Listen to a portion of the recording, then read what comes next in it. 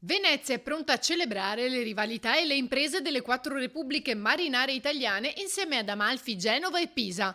Con la 68esima manifestazione sportiva istituita nel 1955 e che quest'anno torna a disputarsi proprio in laguna.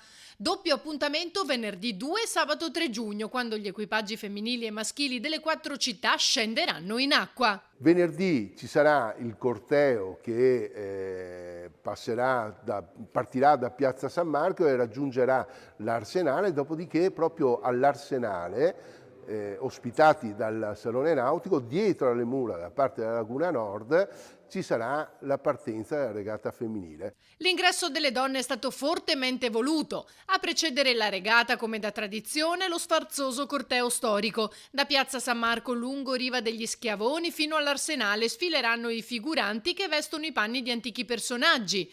La Serenissima sarà rappresentata dalla regina Caterina Cornaro, colei che donò Cipro alla Repubblica di Venezia e ritornò in patria come figlia prediletta di Venezia. L'Armo veneziano quest'anno porterà, oltre al Leone di San Marco, anche proprio l'effigie del Salone Nautico di Venezia. La manifestazione infatti è inserita nel calendario di eventi del Salone Nautico, dove avverrà la premiazione degli equipaggi femminili misti e la cerimonia di presentazione degli equipaggi maschili. Viva San Marco e Forza Venezia!